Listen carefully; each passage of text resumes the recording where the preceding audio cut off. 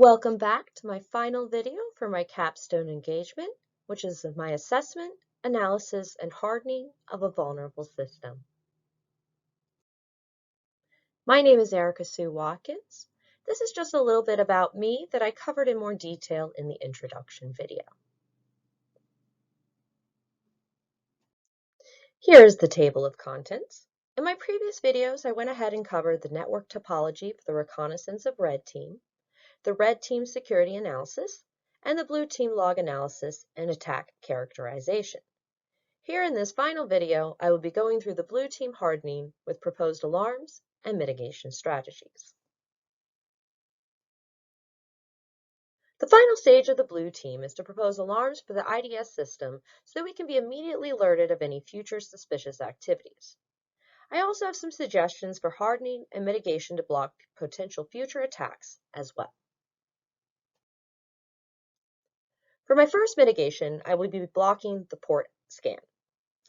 Alarms can be set up to filter, detect, and/or block port scans and host sweeps based on a threshold of 1,000 attempts within 30 minutes from a single source IP address. This threshold will help to filter out legit connections to those ports. In addition, I am suggesting system hardening to set configurations on the host to mitigate port scans. This can be done by closing all ports that are not being used and filter all used ports to only accept authorized connections. We can use this command here to close ports in Linux.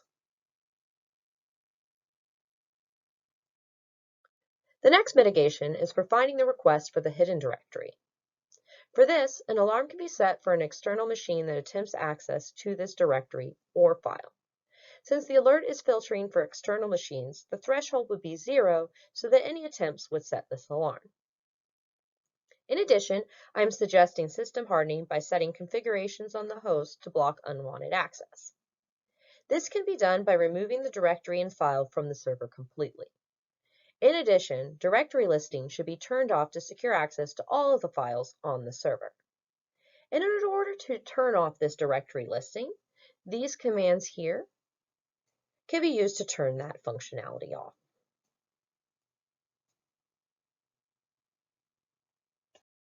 My next mitigation is for preventing brute force attacks.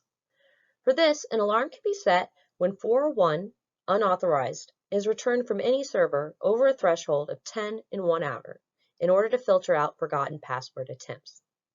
In addition, an alarm can be set for when the user agent.original value includes Hydra in the name. In this instance, the threshold would be set to 0 so that the alert is sent every time Hydra is specifically used. I am also suggesting system hardening in order to block brute force attacks. When the threshold of 10 401 unauthorized codes have been returned from the server, it can automatically drop traffic from the offending IP address for a period of 1 hour. In addition to this, a lockout message and lockout from the login for a temporary period of time could be set for extra security.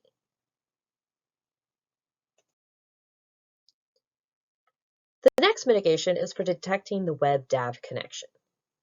For this one, an alarm can be set anytime this directory is accessed by a machine other than the authorized machine or machines. The threshold for this alarm would be 0 so that we are notified of all instances. For system hardening and to control access, connections to this shared folder should not be accessible from the web interface. In addition, connections to this shared folder should be restricted by the host machine with the firewall rule. My last mitigation suggestion is for identifying reverse shell uploads. This is the very critical vulnerability, so I'm suggesting very strict alarms for this one.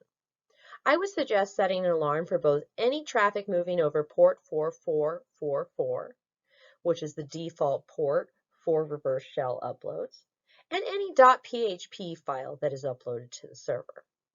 For both of these instances, I want the threshold to be set to 0 so it will notify me of any and all instances.